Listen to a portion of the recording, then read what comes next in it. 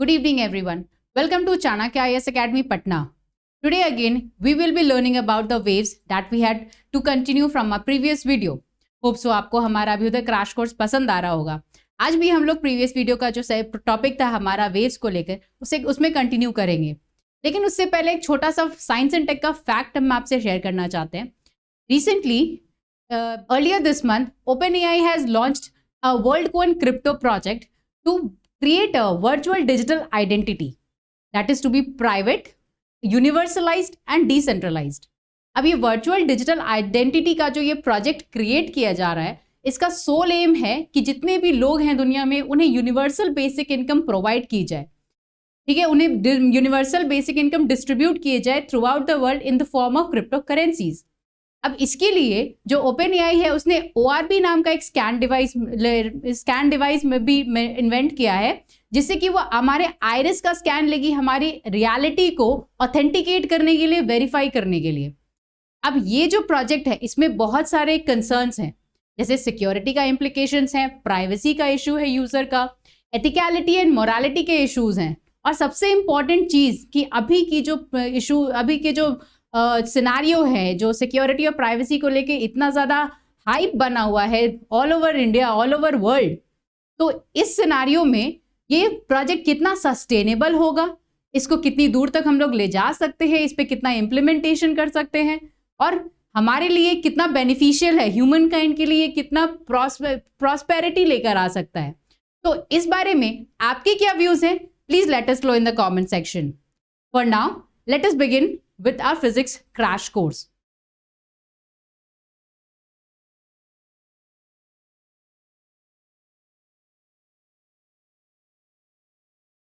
Last video में हमने wave motion, types, characteristics और पैरामीटर्स कवर किए थे.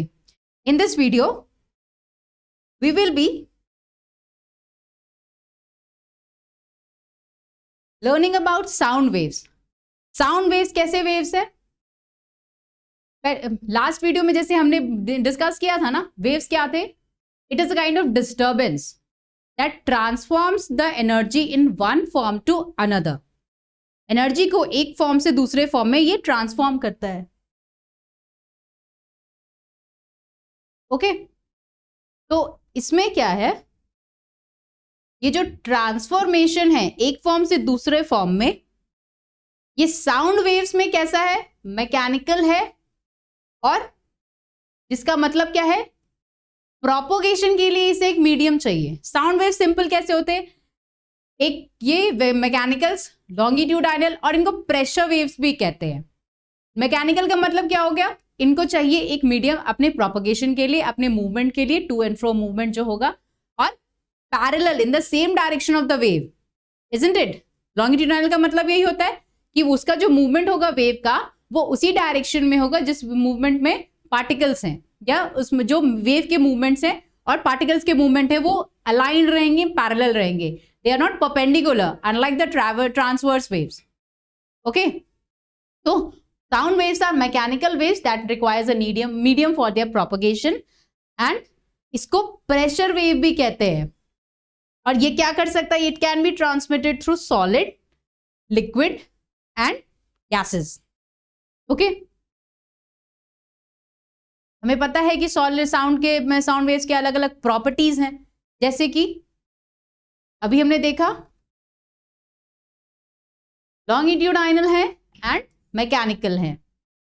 ठीक है, and they need a material medium for their generation and propagation. एक मटीरियल मीडियम चाहिए जिससे कि वो जनरेट हो पाए और मूव कर पाए, प्रोपगेट कर पाए. मटीरियल मीडियम कैसा होगा?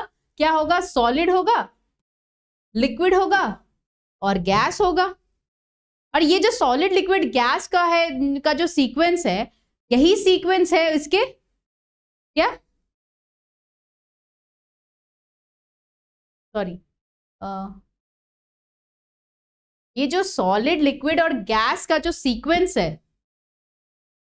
इसी सीक्वेंस में साउंड वेव की जो स्पीड है वो रहती है. जैसे सबसे ज्यादा सॉलिड में है, उसके बाद लिक्विड में है, एंड देन लीस्ट गैसेस में है. क्यों सॉलिड में ज्यादा है?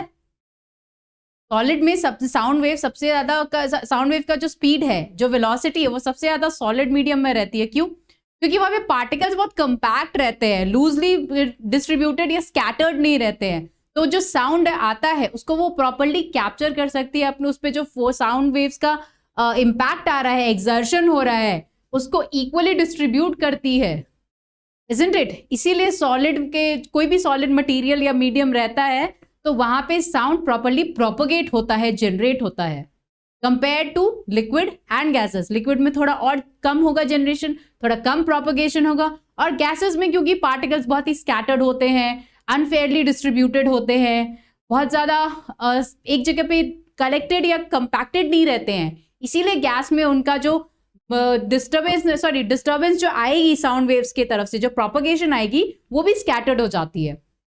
ठीक है, इसलिए उसकी स्पीड कम हो जाती है गैसियस मीडियम में। ओके, नेक्स्ट प्रॉपर्टी क्या है हमारी? दे can not traverse through the vacuum, so their velocity in vacuum is 0।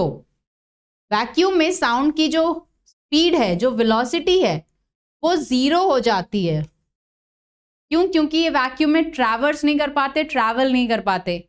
अब वैक्यूम मतलब anything that is null and void, वहां पे कुछ भी नहीं है, और किसी भी साउंड वेव को प्रोपगेट होने के लिए, जनरेट होने के लिए एक मटेरियल मीडियम की जरूरत है। जब वैक्यूम में कुछ है ही नहीं तो वहां पे वो ट्रैवल नहीं कर सकती है, वहां पे वो जा नहीं सकती है, वहां पे जनरेट नहीं हो सकती है, वहां पे कोई डिस्टर्बेंस क्रिएट नहीं कर सकती है, इसीलिए that can not B traverse in vacuum. Next is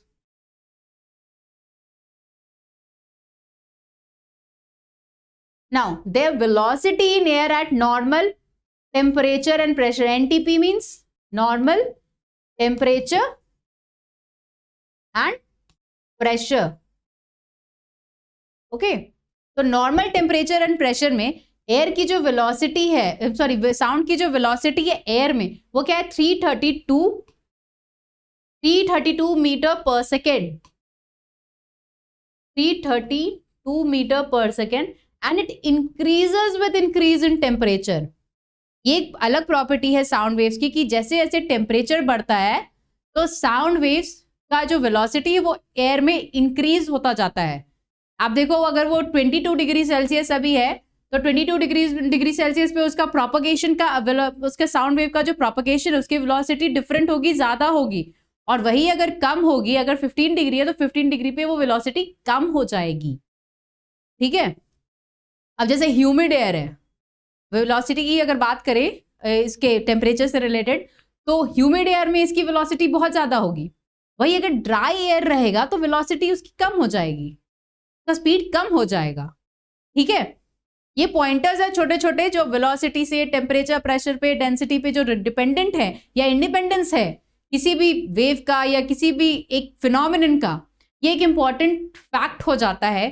खास करके जब आप एमसीक्यूज की बात करते हो, बीपीएससी प्रीलिम्स के पैटर्न के एमसीक्यूज में अगर हम लोग देखें तो इसी तरह के कुछ नोन अननोन काइंड जो हम लोग जानते तो हैं लेकिन उसके बारे में हमें एक दो सेकंड सोचना पड़ जाए, उसके बारे में सोचना पड़े कि ये एक्चुअली में है कि नहीं, और ये है तो फिर ये फिनोमिनन काम कैसे करता है, ऐसे क्वेश्चंस वो एग्जाम्स के प्रीलिम्स के एमसीक्यूज में देती है। कि आपको पता है कि हाँ, साउंड वेव सॉलिड में सबसे ज्यादा ट्रैवल करता है, सबसे ज्यादा स्पीड से ट्रैवल करता है, पर इसका रीजन क्या है वो ये पूछेगा।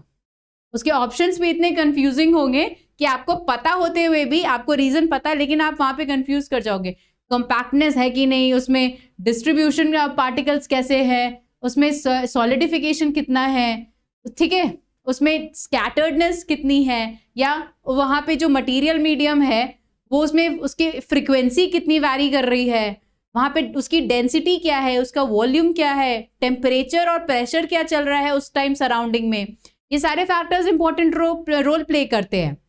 तो एक ही फिनोमिनन पे अगर आपको चाहो तो एक ही सेंटेंस से जो इंपॉर्टेंट छोटी छोटी चीजें हैं ना, ये जैसे वेलोसिटी क्या है, एयर में क्या है, टेम्परेचर के साथ इंक्रीज हो रही है या फ्रीक्वेंसी से इंडिपेंडेंट है, तो ये सब पे बेस्ड एप्लीकेशन बेस्ड क्वेश्चंस आपको एग्जाम्स में रहेंगे, जहां पे आपको 1-2 मिनट लगाना पड़ेगा, सोचना पड़ेगा कि हाँ ये मुझे पता तो है, ये फैक्ट है, लेकिन ये होता क्यों है। तो ऐसे जब सिनारियोज है ना, तो वहां पे आप आंख बंद करके पहले तो वो फैक्ट याद कर लेना, वो फैक्ट आपको याद रहेगा ना, तो उससे रिलेटेड एग्जाम्पल्स आप खुद ही सोच लोगे, उससे रिलेटेड एप्लीकेशंस आपके दिमाग में आ जाएंगे कि हाँ अगर ये चीज, ये ऑप्शन में, फिर ऑप्शन तो आपके पास है ही, तो ऑप्शन में आप देखोगे कि हाँ ये चीज है, तो इसमें ये एप्लीकेशन, ये प्रिंसिपल अप्लाई हो रहा है कि नहीं हो रहा है। अगर हो रहा है तो ऑब्वियसली वो ऑप्शन आपका करेक्ट हो जाएगा। अगर नहीं हो रहा है तो that means that option is not correct, that is the false, that is the wrong answer. तो ये आपको डिस्टिंग्विश करने में, ऑप्शंस में मदद करेगा, क्योंकि आपको फैक्ट्स याद रहेंगे। इसलिए हम लोग बार बार फोकस कर रहे हैं कि आपको टाइम टू टाइम रिवीजन जो कराया जा रहा है क्रैश कोर्स के थ्रू, उसमें आप फैक्चुअल चीजें बार बार रिवाइज करो, याद रखो, याद रख पाओ। ओके, तो let's move forward. Sound waves में क्या है? Travels faster in solids than in liquids and then in gases. ये सीक्वेंस अभी हमने देखा, सबसे ज्यादा सॉलिड में है, फिर लिक्विड में है, और फिर है गैसेस में। Okay, now they show the phenomena of reflection, transmission, diffraction etc. ये जो फिनोमिनन है रिफ्लेक्शन का, ट्रांसमिशन का, डिफ्रैक्शन का, ये सारे फिनोमिना साउंड वेव्स के प्रॉपर्टीज में आते हैं। साउंड वेव रिफ्लेक्शन का एग्जांपल इको। फिर अच्छा एक और चीज यहाँ पे इंपॉर्टेंट है, रिफ्लेक्शन, डिफ्रैक्शन और ट्रांसमिशन तो होता ही है, पोलराइजेशन होता है क्या साउंड वेव्स में? Please go and check about this and let us know in the comment section कि sound waves polarized हो सकते हैं कि नहीं। Okay, let's move forward. Now, frequency range of sound waves. Frequency क्या है? Audible sound waves between frequencies 20 Hz to 20 kilohertz, जो human ear को audible है, जो हम लोग सुन सकते हैं, उसका रेंज क्या है? ऑडिबल फ्रीक्वेंसी, ऑडिबल रेंज क्या है? फ्रीक्वेंसी क्या है? 20 हर्ट्ज टू 20 किलो हर्ट्ज।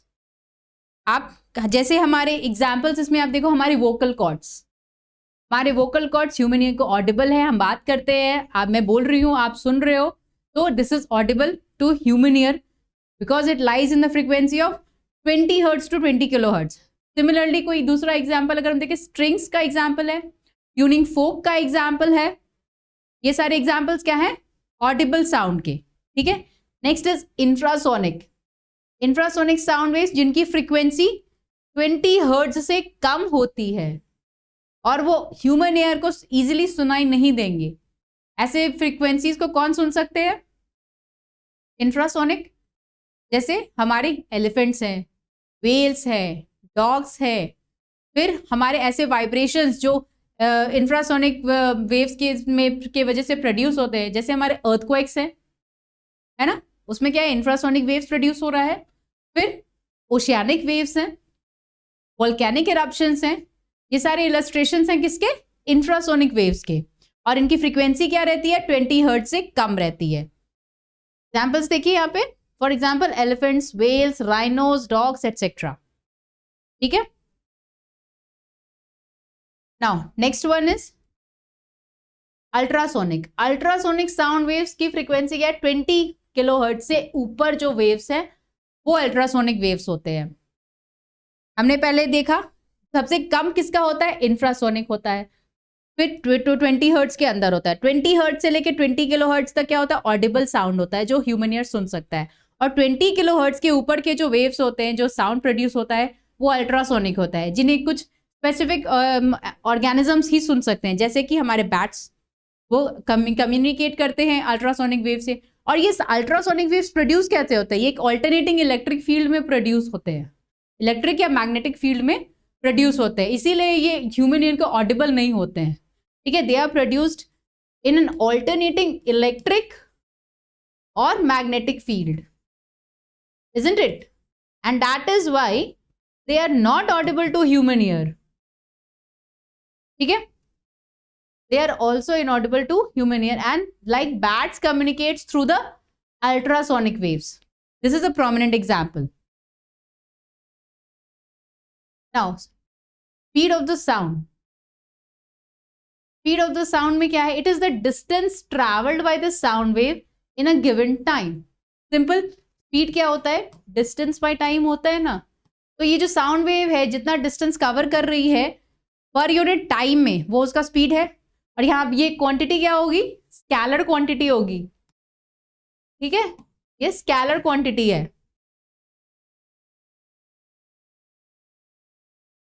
ठीक है। और इसके दो जो मीडियम है जिसमें साउंड ट्रैवल कर रहा है, दो इंपॉर्टेंट कैरेक्टरिस्टिक्स है इसके, डेंसिटी और elasticity. The density and elasticity of the medium in which the sound travels affects the speed of the sound. ठीक है, स्पीड ऑफ द साउंड किसी भी पर्टिकुलर मीडियम में उसके मीडियम की डेंसिटी कितनी है और उसकी इलास्टिसिटी कितनी है ताकि वो साउंड अपनी स्पीड को पकड़ सके, वेलोसिटी को बढ़ा सके, घटा सके, वो उसकी डेंसिटी और इलास्टिसिटी पे डिपेंड करता है।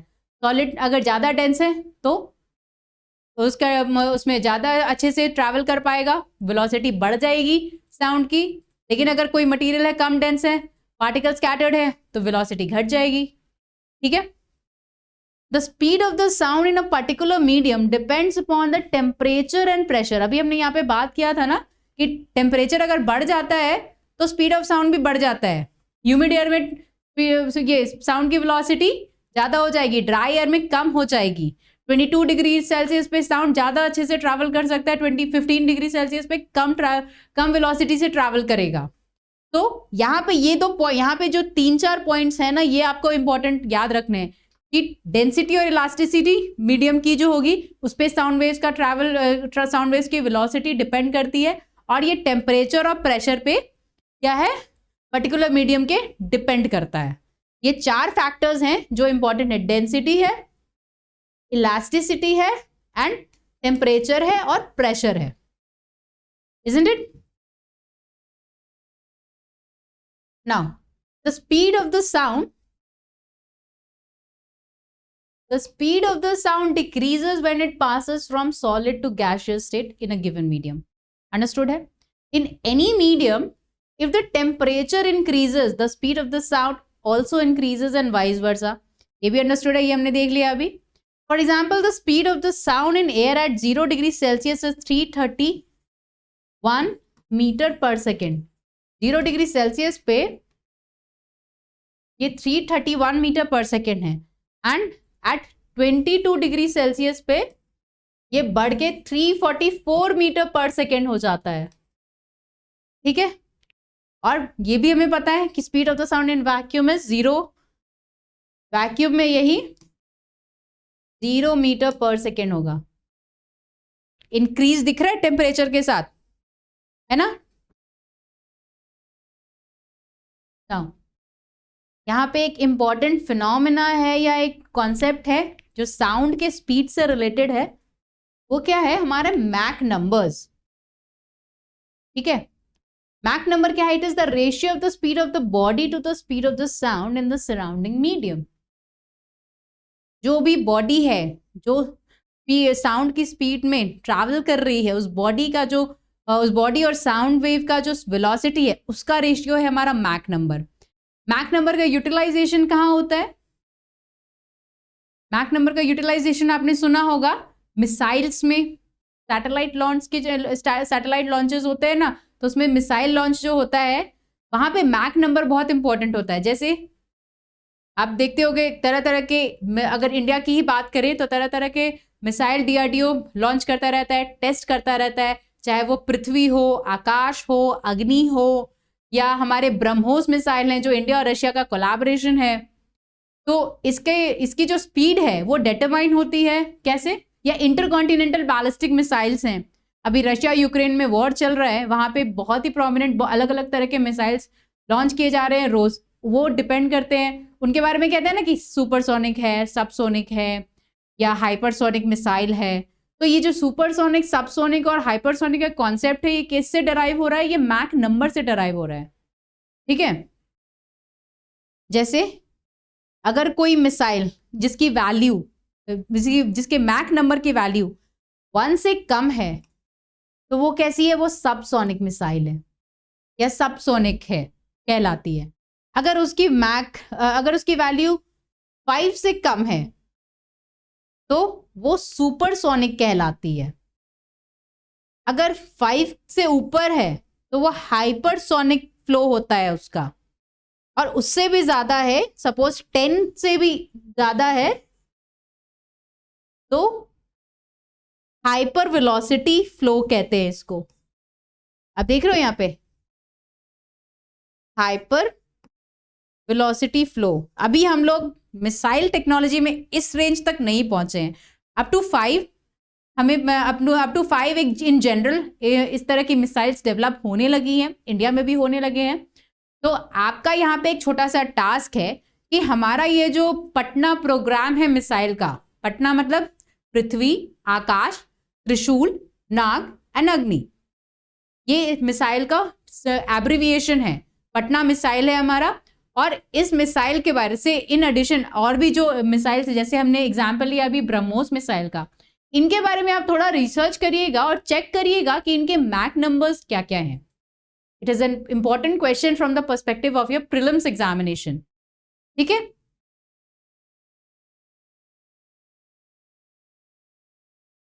नाउ अलग से यहाँ पे अल्ट्रासोनिक का कॉन्सेप्ट बहुत इंपॉर्टेंट हो जाता है, क्योंकि इसके एप्लीकेशंस बहुत हैं इस पर्टिकुलर साउंड वेव के हमारे डेली लाइफ में। अल्ट्रासोनिक्स क्या होते हैं? These are the sound waves having frequency more than 20 kilohertz. अभी हमने देखा था और एग्जाम्पल लिया था, जैसे ये बैट, ये इसका प्रे है, तो ये अल्ट्रासोनिक फ्रीक्वेंसी से अपने प्रे का शिकार कर रहा है इस पर्टिकुलर एग्जाम्पल में, जिससे इको प्रोड्यूस हो रहा है। अल्ट्रासोनिक स्वीक बोल रहे हैं इसको। ठीक है, ये एक इलस्ट्रेशन है अल्ट्रासोनिक वेव्स का। और कहाँ कहाँ यूज होता है अल्ट्रासोनिक वेव्स? इसके अच्छा, कहाँ कहाँ यूज होता है उसके पहले हम लोग इसके कुछ कैरेक्टरिस्टिक्स देखते हैं जो इंपॉर्टेंट है। Like it has a high frequency and high energy wave. Ultrasonic wave obvious है 20 किलोहर्ट्ज के इसके ऊपर इसकी फ्रीक्वेंसी है, तो सबसे हाईएस्ट फ्रीक्वेंसी अल्ट्रासोनिक वेव्स की ही है। और इतनी फ्रीक्वेंसी है तो ऑब्वियस है एनर्जी प्रोपगेशन भी बहुत है ना। Wave is what? Wave is a disturbance that propagates energy from one form to another. ये एक फॉर्म से दूसरे फॉर्म में एनर्जी को प्रोपगेट कर रही है, तो ये जो एनर्जी ट्रांसफर है वो भी अल्ट्रासोनिक वेव्स में सबसे ज्यादा है। ठीक है, next is they are passed through a liquid and it is shaken violently. Ultrasonic wave जब किसी लिक्विड से पास किया जाता है तो it shakes the entire liquid, entire fluid violently, जैसे हमारे ओशन वेव्स में होता है। अर्थक्वेक या वोल्केनिक इरप्शंस आते हैं, सुनामी आता है, तो वो एग्जाम्पल किसका था? इंफ्रासोनिक का था। लेकिन जब वो सरफेस पे आ रहे हैं, वायलेंटली लिक्विड से पास हो रहा है, तो वहां पे और भी तरह के इरप्शंस निकलते हैं ना। अब अर्थक्वेक आता है तो उससे रिलेटेड सुनामी भी का भी फिनोमेनन जनरेट हो जाता है। अर्थक्वेक जरूरी नहीं है कि अर्थक्वेक है तो वो सिर्फ लैंड एरिया में है, लैंड एरिया में आ रहा है, लैंड एरिया से ओशंस भी तो कनेक्टेड है, तो वहां भी डिस्टर्बेंसेस क्रिएट होंगी ना। ठीक है, next is they work as a catalyst for chemical reactions. Okay, next is they can be sent in the form of narrow beam to long distances without the loss of energy। Ultrasonic waves का सबसे ज्यादा illustration का example इसलिए भी है क्योंकि ये narrow beam के फॉर्म में ज्यादा दूर तक भेजे जा सकते हैं, और इसमें सबसे इंपॉर्टेंट चीज ये होती है कि एनर्जी का लॉस नहीं होता है। तो ऑब्वियस है जो एनर्जी पैकेट्स जा रही हैं एक जगह से दूसरे जगह, लॉन्ग डिस्टेंस ट्रैवल कर रही हैं, वो डिस्टॉर्ट नहीं हो रही है, डिस्टर्ब नहीं हो रही है, वो प्रॉपरली जिस फॉर्म में एनर्जी जा रही है उस फॉर्म में रिसीव भी हो रही है। ठीक है, travelling in one medium, if they meet another they return back in the same medium at 180 degree. अगर वो एक मीडियम में ट्रैवल कर रहा है and if they meet another, कोई दूसरा अल्ट्रासोनिक वेव्स उससे आके मिल जाता है, तो वो दोनों वापस उसी मीडियम में मिलते हैं 180 डिग्री के एंगल के पे। ठीक है, दूसरा, just like ordinary sound waves, ultrasonic waves gate reflected, refracted, absorbed. ठीक है, they produce intense heating effect when pass through a substance. Obvious है अल्ट्रासोनिक वेव्स की फ्रीक्वेंसी बहुत ज्यादा है, तो अगर वो किसी सब्सटेंस के थ्रू हमें उसे पास कराते हैं तो इंटेंस हीटिंग इफेक्ट, टेम्परेचर बढ़ जाता है, हीटिंग इफेक्ट आ जाता है। ठीक है, अब अल्ट्रासोनिक वेव्स जो है इनके बहुत सारे एप्लीकेशंस होते हैं। ठीक है। और ये यूजुअली डेली लाइफ में हमको आजकल किसी न किसी काम में ये बहुत ज़्यादा यूज हो जाता है। जैसे कि यहाँ पे एक इलस्ट्रेशन हम लोग एक के बाद एक देखते हैं। सबसे पहला है क्लीनिंग। क्लीनिंग मतलब अब देखो छोटे छोटे जो अभी कोविड के टाइम छोटे छोटे ऑब्जेक्ट्स की बात कर रहे हैं अगर हम, कोविड के टाइम क्या हुआ था, इतना जो डर्ट और पार्टिकल्स और वायरस फैला हुआ था, तो हम लोग यूवी लाइट्स वगैरह यूज करते थे इन पार्टिकल्स को, सरफेसेस को क्लीन करने के लिए, है ना, सैनिटाइज करने के लिए यूज किए जाते थे। उसी का एक इसी अल्ट्रासाउंड के एप्लीकेशन का एक इलस्ट्रेशन था। अब यहाँ पे क्या है, हम लोग देख रहे हैं कि कुछ ऐसे पार्ट्स होते हैं किसी ऑब्जेक्ट का या इक्विपमेंट का जो जिन्हें हम इजीली एक्सेस नहीं कर सकते हैं। कहते हैं ना, उसमें गंदगी आ जाती है, कार्बन आ जाता है, छोटे छोटे बहुत छोटे छोटे इक्विपमेंट्स होते हैं, ट्रांजिस्टर्स होते हैं, चिप्स होते हैं, सेमीकंडक्टर्स जैसे इंस्ट्रूमेंट्स होते हैं, इलेक्ट्रॉनिकल और मैकेनिकल कंपोनेंट्स हैं जैसे कि हमारे इंटीग्रेटेड सर्किट्स हैं। तो उन्हें एक्सेस करना बहुत ही डिफिकल्ट है, लेकिन उन्हें साफ करने की ज़रूरत होती है। ऑल्दो वो खराब नहीं हुआ है, लेकिन अगर उसको साफ कर दे तो वो बेटर परफॉर्म करता है, उसकी परफॉर्मेंस बढ़ जाती है, ड्यूरेबिलिटी बढ़ जाती है। तो इसीलिए ऐसे इक्विपमेंट्स को साफ करने के लिए हम लोग अल्ट्रासाउंड का यूज़ करते हैं। ठीक है, जैसे कि हमारे स्पाइरल ट्यूब्स, फिर इलेक्ट्रॉनिक कंपोनेंट जैसे अभी मैंने बताया इंटीग्रेटेड चिप्स हैं, सर्किट्स हैं, उन्हें हम लोग अल्ट्रासाउंड के एप्लीकेशन से क्लीन कर सकते हैं। नेक्स्ट है इलस्ट्रेशन, डिटेक्शन ऑफ क्रैक्स। अभी डिटेक्शन ऑफ क्रैक क्या कहता है कि use to detect crack in metallic components that are used in the construction of high rise structures. अब आप देखते हो इंफ्रास्ट्रक्चर क्रिएशन, इंफ्रास्ट्रक्चर डेवलपमेंट एक बहुत ही प्रोमिनेंट और इंपॉर्टेंट एजेंडा होता है किसी भी गवर्नमेंट का। कोई भी गवर्नमेंट आती है वो सबसे ज़्यादा कोशिश करती है ज़्यादा से ज़्यादा इंफ्रास्ट्रक्चर बनाए, जैसे हॉस्पिटल्स हैं, स्कूल्स हैं, या फिर हमारे ब्रिजेस हैं, हमारे कोई भी पब्लिक एमिनिटीज़ हैं, उसको क्रिएट करने में गवर्नमेंट कितना इन्वेस्टमेंट करती है, लेकिन उसी में सबसे ज़्यादा करप्शन का इशू भी आता है। ठीक है, तो ये जो करप्शन, इंफ्रास्ट्रक्चर्स में करप्शन का इशू है, या फिर इसकी वजह से जो भी प्रॉब्लम्स आती हैं, हमारे बड़े बड़े हाई राइज स्ट्रक्चर्स हैं, जैसे हमारे फ्लाईओवर्स हैं, हमारे ब्रिजेस हैं, हमारे डैम्स हैं, ठीक है, इनमें प्रॉब्लम को डिटेक्ट करने के लिए इंजीनियर्स और साइंटिस्ट क्या करते हैं, मेटल डिटेक्शन के लिए अल्ट्रासाउंड का यूज़ करते हैं। यहाँ पे वो क्रैक्स जो है उनमें जो आ रही है, डैम जैसे कोई बड़ा सा डैम है उसमें कोई क्रैक्स को डिटेक्ट करना है, तो उसके लिए हम लोग अल्ट्रासाउंड का यूज़ करते हैं। ठीक है, एक ये प्रोमिनेंट एग्जाम्पल है, एप्लीकेशन है जो आप डेली यूज़ में देख रहे हो, जान रहे हो उसके बारे में। नेक्स्ट हम देखते हैं इकोकार्डियोग्राफी।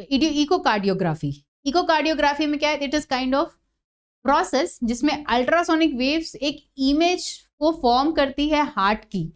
इकोकार्डियोग्राफी मतलब हार्ट से related procedural diagnosis kind of procedures है इसमें।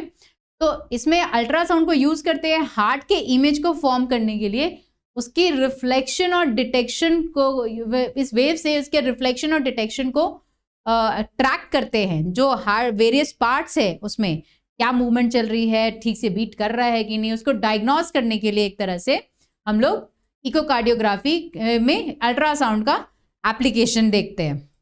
नेक्स्ट है अल्ट्रासोनोग्राफी। ये एक प्रोमिनेंट एप्लीकेशन है, मेडिकल डायग्नोसिस है, ये भी इमेजिंग टेक्निक है जिससे इंटरनल बॉडी स्ट्रक्चर्स को हम लोग देख सकते हैं, जैसे हमारे मसल्स हो गए, जॉइंट्स हो गए, इंटरनल ऑर्गन्स हैं। ठीक है, इनको और इंटरनल ऑर्गन्स हैं।